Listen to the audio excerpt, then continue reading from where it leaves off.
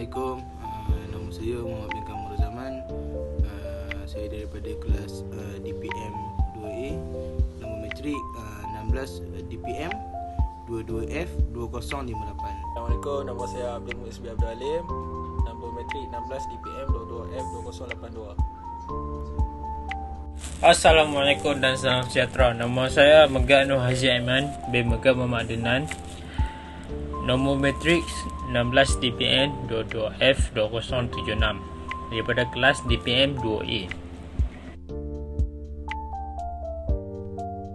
Pada hari ini kami ingin membincangkan tentang impak ataupun kesan sistem pembelajaran pondok terhadap diri, rakan sebaya dan juga masyarakat. Semoga dengan video ini dapat menambah sedikit sebanyak ilmu pengetahuan anda tentang tajuk yang akan kami bincangkan. Objektif penghasilan video ini dilakukan adalah untuk memberi pencerahan bahawa sistem pengajian pondok ini dapat memberikan impak, kesan dan kelebihan terhadap diri, rakan sebaya dan juga masyarakat. Seterusnya dalil Al-Quran tentang ilmu daripada surah Al-Imran ayat 18. A'udzu billahi minasyaitonir rajim. Bismillahirrahmanirrahim. Walladzi anzala 'alaikal kitaba minhu ayatun muhkamat hunna ummul kitabi wa ukhra mutasyabihat فأما الذين في قلوبهم زيغ فيتبعون ما تشابه منه ابتغاء الفتنة وابتغاء تأويله وما يعلم تأويله إلا الله والراسخون في العلم يقولون آمنا به كل من عند ربنا وما يذكر إلا أولو الألباب صدق الله العظيم. Mungkin kita tak mungkin akan lahirkan seorang ulama daripada pondok ini. Tak mungkin kita dapat lahirkan seorang pendai. Mungkin tak mungkin kita dapat lahirkan pendai. Tapi paling kurang harapan saya kita dapat lahirkan seorang Islam, insan Muslim yang faham kepada agama dia, yang kenal Tuhan dia, yang cinta Rasul dia. Di samping mereka belajar di sekolah seperti biasa akademiknya, dia pulang ke pondok, kita nak memahamkan dia ataupun menyelesaikan urusan fardu ain dia. Kita harap dia selesai faham kepada asas-asas kepada agama yang wajib dia tahu. Sistem pengajian pondok dapat membentuk kepribadian Muslim. Pengajian pondok merupakan pusat pendidikan Islam yang berfungsi dan memfokuskan tentang pengajaran Al-Quran, hadis, ilmu agama dan adat-adat Islam. Terdapat beberapa punca yang menjelaskan bagaimana pengajian pondok dapat membentuk kepribadian Muslim, pendidikan agama yang mendalam. Contohnya, pengajian pondok memberikan peluang kepada pelajar untuk mendalami ajaran agama Islam dengan lebih mendalam. Seterusnya, dapat membantu memahami agama dengan lebih baik dan membentuk asas keimanan yang kukuh. Seterusnya, pembentukan akhlak dan adab, menitik berat pada pembentukan akhlak yang baik dan adat-adat Islam. Pelajar diajar untuk berperilaku baik, menghormati orang lain dan mengamalkan nilai-nilai Islam dalam kehidupan sehari-hari. Pengajian pondok juga mempunyai banyak impak terhadap individu, rakan sebaya, masyarakat. Pertama, impak bagi individu. Impak bagi individu ialah pemerkasaan diri. Contohnya, memberi peluang kepada individu untuk mengembangkan diri secara intelek dan rohani. Pemerkasaan diri juga dapat belajar untuk bekerja keras mengatasi cabaran dan menjadi individu yang lebih berkemahiran. Selain itu, pemantapan nilai-nilai keagamaan seperti mendalami nilai-nilai agama, etika dan moral, dan juga memahami tata cara hidup yang sesuai mengikuti ajaran Islam. Impak sistem pembelajaran pondok terhadap rakan sebaya. Rakan sebaya menjadi orang yang terdekat ketika kita di usia remaja, yang mana boleh membuatkan rakan itu terpengaruh dengan sikap seseorang, yang mana di dalam sistem pengajian pondok ini mereka menerapkan pengaruh-pengaruh yang baik dan nilai-nilai murni ke dalam setiap pelajar, yang mana bila pelajar ini, bila mereka berada di luar, mereka akan mengamalkan perbuatan itu, dan seterusnya rakan-rakan mereka akan terikut dengan perkara-perkara baik yang ditunjukkan ataupun dinasihat oleh rakan mereka yang mempelajari dalam sistem pengajian pondok tersebut. Impak kepada masyarakat tentang sistem pendidikan pondok ini. So, yang pertama adalah masyarakat dapat membentuk sifat bermuafakat dalam kehidupan bermasyarakat. Yang kedua, membentuk jati diri masyarakat. Dan yang ketiga, melahirkan masyarakat yang beridentiti Muslim. Yang keempat, melahirkan masyarakat yang berpengetahuan luas. Dan yang terakhir, melahirkan masyarakat yang bertakwa kepada Tuhan. Pada hari ini kami berjemput seorang saudara kami bernama Afifi untuk membuat sedikit soal selidik. Seterusnya, insya-Allah saya menjemput rakan jemputan untuk memperkenalkan diri dan menceritakan sedikit tentang latar belakang pembelajaran beliau. Izinkan saya perkenalkan diri. Nama dia beri adalah Ahmad Afifi bin Asri. Asal daripada Perak, dan saya mula menceburi bidang ataupun pembelajaran pondok ataupun tahfiz pada umur saya 6 tahun, dan saya habis ataupun saya akhiri pembelajaran pondok saya itu pada umur tingkatan 3. Dan alhamdulillah sekarang saya melanjutkan pengajaran di Universiti Pendidikan Sultan Idris Tanjung Malim, insya-Allah. Soalan pertama yang nak tanya kepada si beliau dah. Okey, nombor 1, bagaimana sistem pembelajaran pondok dapat memberi impak kepada individu masyarakat dan rakan sebaya? Okey. Bismillahirrahmanirrahim. Insya-Allah kepada soalan yang daripada panel yang pertama. Jadi persoalannya adalah bagaimanakah pembelajaran pondok dapat memberi impak kepada rakan sebaya, keluarga dan juga masyarakat.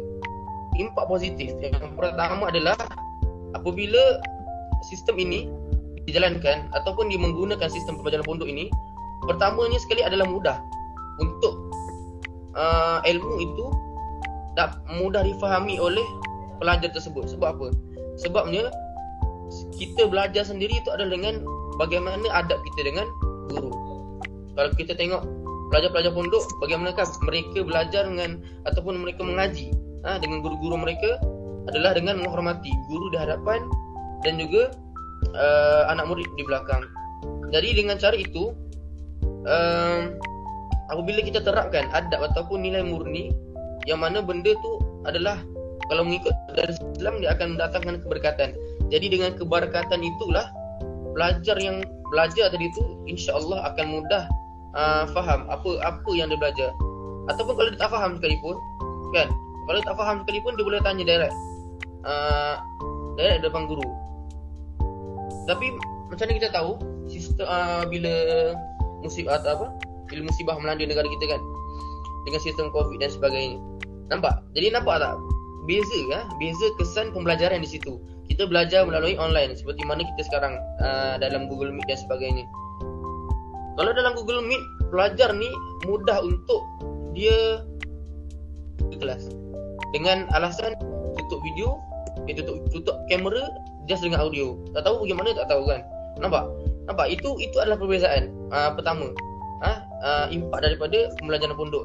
Dan kedua, apabila ianya kesan kepada tahap keluarga adalah apabila ketua keluarga ataupun lelaki yang Allah angkat martabatnya di dalam Islam adalah untuk menjaga kaum wanita. Dalam mana firman Allah Subhanahu wa taala menyebut a'udzubillahi minasyaitonir rajim, ar-rijalu qawwamuna 'alan nisa. Dan satu lagi Allah kata, ya ayyuhalladzina amanu qu anfusakum wa ahlikum nara. Sadaqallahul azim. Maknanya Allah nak tetapkan, Allah nak kata bahawa laki ni adalah ketua dalam keluarga. Jadi bagaimanakah cara dia menjalankan tanggungjawab dia sebagai seorang ketua dalam keluarga adalah dengan mengajarkan kepada anak, kepada isteri-isterinya berkaitan dengan agama. Jadi cara itu adalah sama. Ayah ataupun ketua keluarga tu duduk di hadapan sambil buka kitab ataupun kita sebut sebagai halaqah, kan? Nampak? Cara pembelajaran tu sama. Dan bagaimana cara para sahabat Nabi ambil ilmu daripada Nabi pun menggunakan cara yang sama.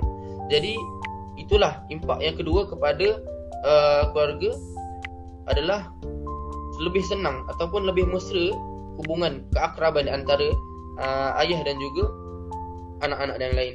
Dan insya-Allah kesan yang ketiga adalah kepada masyarakat adalah supaya masyarakat ini mereka membuka mata. Mereka sedar bahawasanya ilmu tradisional ni bukanlah tak perlu. Malah ilmu tradisional ni perlu diambil, dan yang lebih baik lagi adalah inovasi, kan, seperti mana yang berlaku di negara Malaysia kita sekarang. Alhamdulillah. Jadi saya rasa itu adalah jawapan saya soalan yang kedua. Silakan. Okey. Soalan yang seterusnya, apakah cara untuk menarik minat rakan sebaya tentang pengajian pondok? Okey. Terima kasih kepada saudara Abdul Muiz atas soalan. Okey. Jadi berkaitan dengan cara untuk kita menarik perhatian anak-anak muda tadi adalah bagaimana cara kita memulakan pembelajaran di pondok. Bila kita upgrade sistem pembelajaran tersebut, insya-Allah bila anak muda yang lain tengok, dia ni sekolah pakai baju cantik-cantik, pakai jubah semat-semat, pakai serban dan sebagainya. Itu pertama dah menarik minat dia dari segi pemakaian. Dan keduanya dari segi pembelajaran. Kita tengok, ingatkan budak pondok ni belajar atas kayu je. Rupanya tak. Diorang belajar dalam kelas. Diorang pun ada aircon dan sebagainya. Dan kemudian ada setengah pondok ataupun pondok moden yang sekarang ni mereka menggunakan sistem teknologi yang mana kita tahu dia tidak menggunakan kitab, cumanya dia menggunakan ataupun sebagai contoh tablet, kan. Semua dah ada dalam tu. Jadi benda tu mudah. Guru pun terang di hadapan dengan skrin dan sebagainya. Jadi benda tu membuka pemikiran anak muda. Kata, ingatkan belajar pondok ni duduk atas papan macam tu je. Rupanya tak. Jadi di situ insya-Allah anak-anak muda akan tertarik. Itu sahaja daripada soalan yang kedua.